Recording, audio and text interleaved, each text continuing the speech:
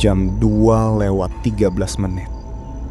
Pintu kamar Arga diketuk dari luar. Masalahnya, yang ngetuk itu bukan manusia.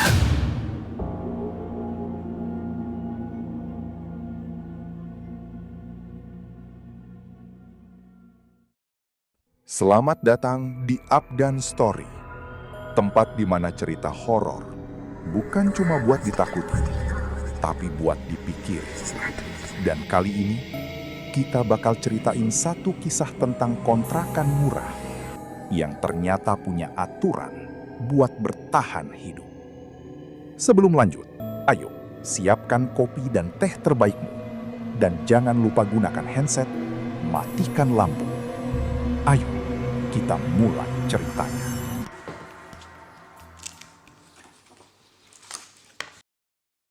Arga bukan orang yang percaya hal mistis. Dia pindah ke sebuah kontrakan tua karena harganya yang terlalu murah untuk ukuran daerah itu.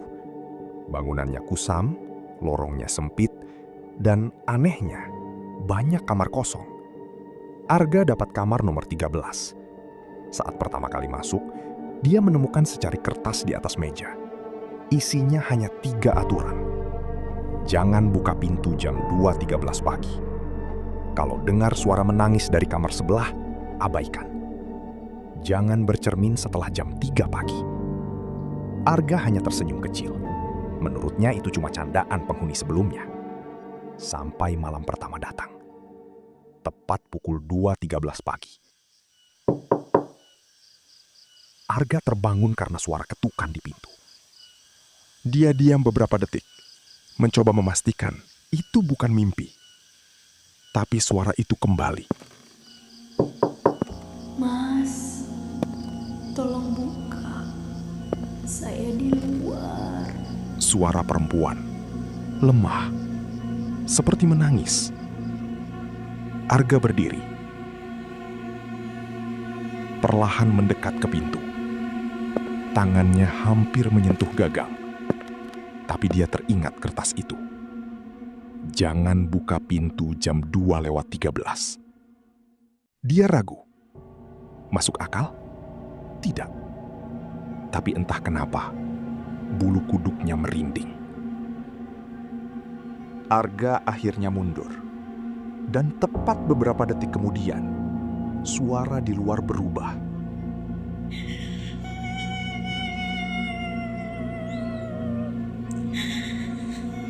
Tangisan itu berubah jadi tawa.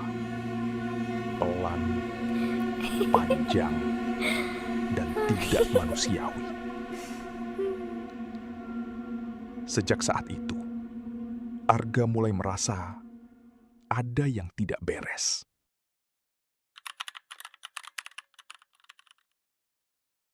Sekitar jam 1 malam, Arga mendengar satu hal. Perempuan menangis.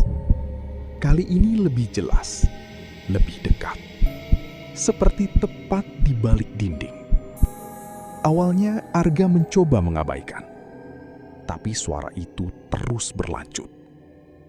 Tangisannya bukan seperti orang sedih, tapi seperti orang yang sedang disiksa. Arga mendekat ke dinding. Hampir saja dia mengetuk.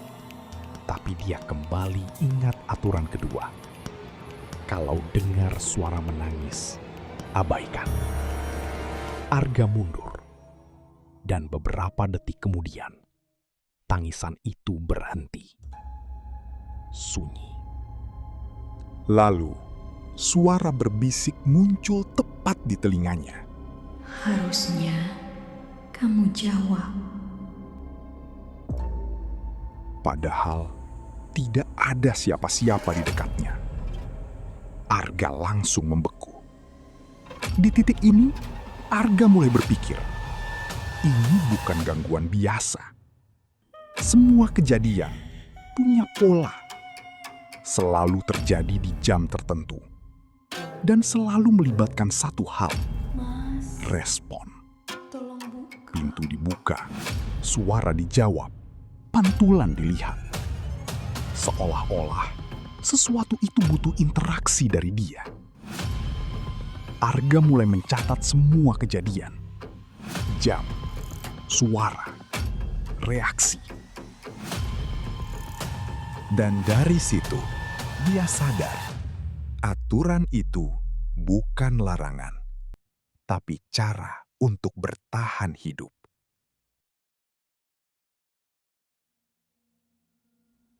Malam ketiga, Arga sengaja menunggu. Dia ingin membuktikan teorinya.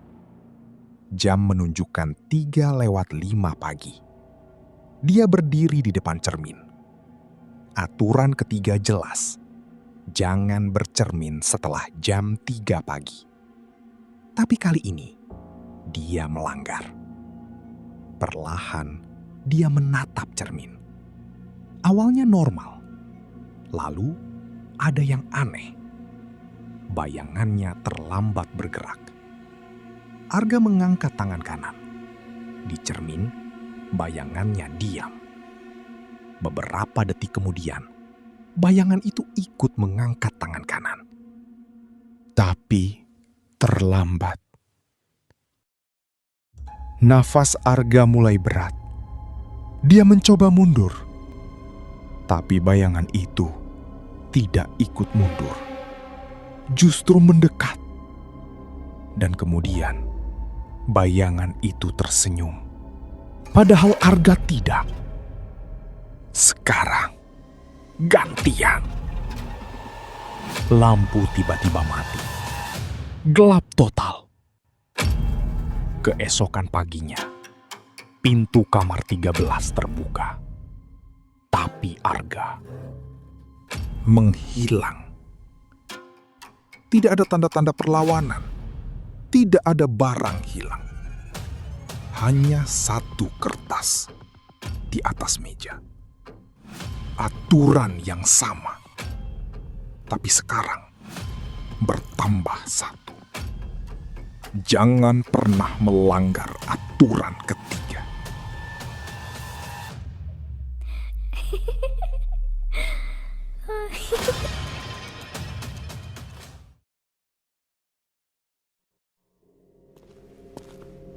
Beberapa hari kemudian, kamar itu kembali dihuni. Penghuni baru masuk. Dan seperti biasa, dia menemukan kertas itu. Membacanya sebentar, lalu tersenyum kecil. Menganggapnya hanya lelucon.